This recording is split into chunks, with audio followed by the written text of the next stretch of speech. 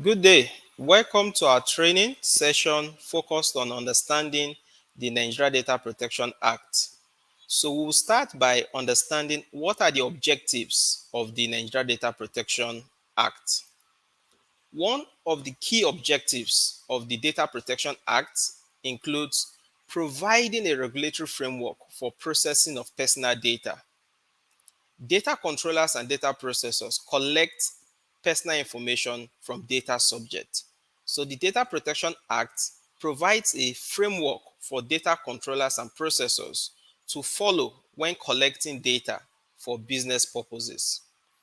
Another key objective of the Nigeria Data Protection Act is to ensure that personal data is processed in a fair, lawful, and accountable manner. Businesses conduct digital marketing, and as such, they need personal information of data subjects.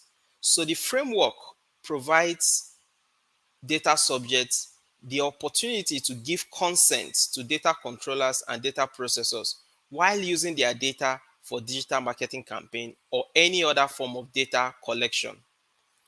Another key objective of the Data Protection Act is to ensure that whenever a data of a data subject is breached, there is remediation and penalties might be imposed on controllers and processors.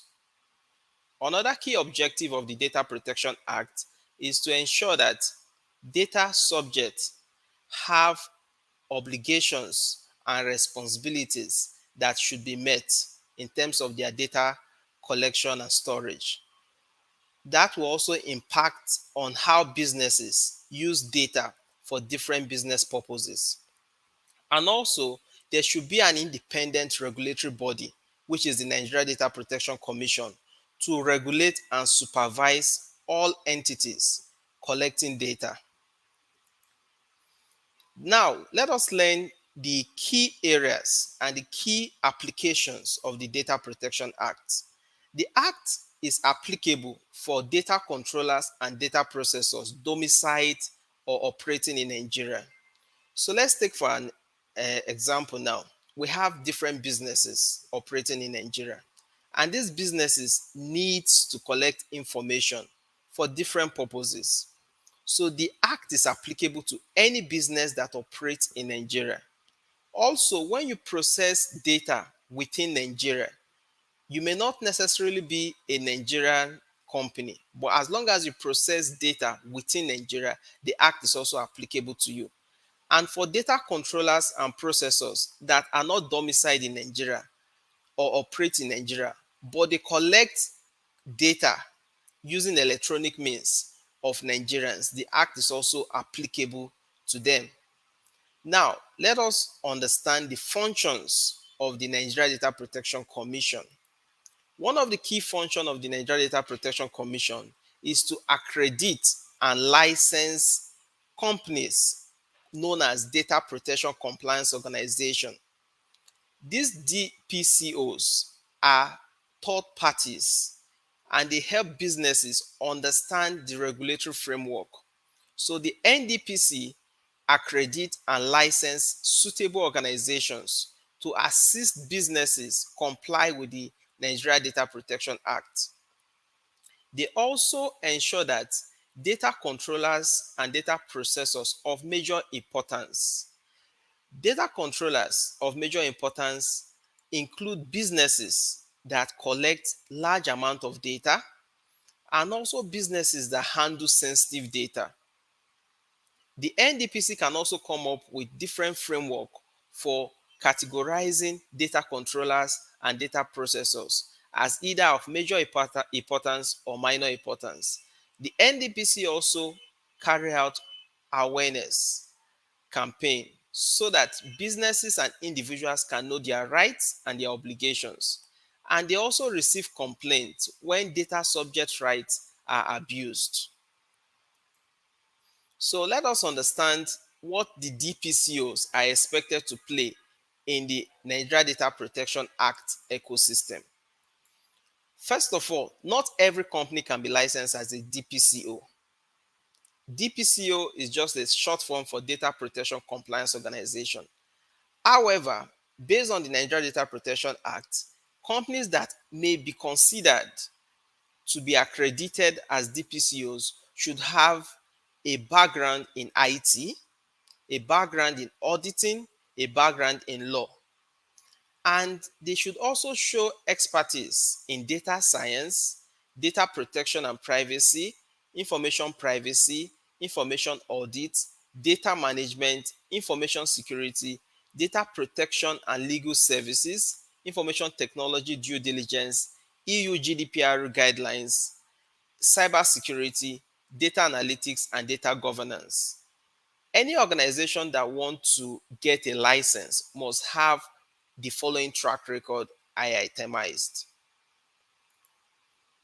Also, we need to know that the DPCOs have certain roles and obligations that they should perform. They can act as a contact point when you have a data breach. Because when you have a data breach, you are supposed to report it to the NDPC within a 72-hour framework.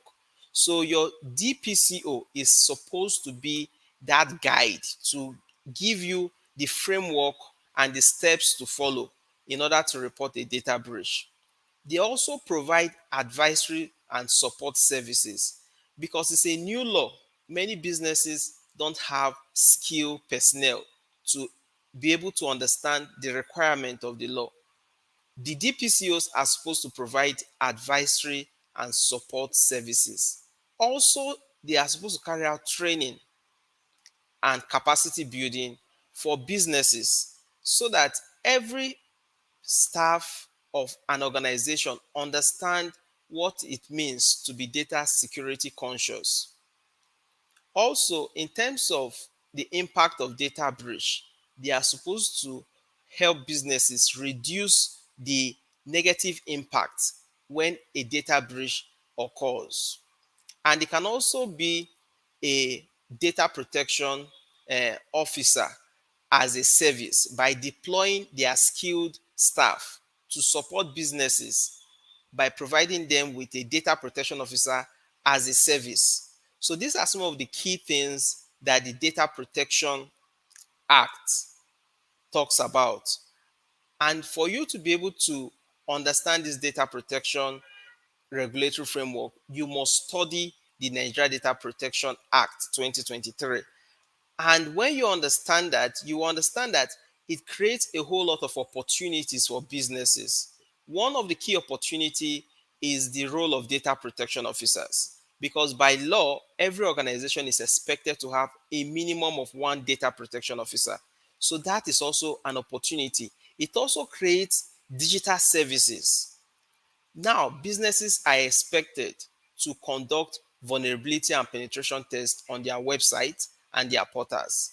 So this also creates opportunities for businesses that have that skill set to be able to assist other organizations mitigate the risk associated with collecting data through cloud platform. So you can drop your comments and feedback, and we are going to answer all those comments and feedback. This is just part one of this series. We'll still come over and explain in details other key responsibilities in terms of understanding the Nigeria Data Protection Act. Thank you very much, and subscribe to our channel to get more updates and more training sessions like this. Thank you.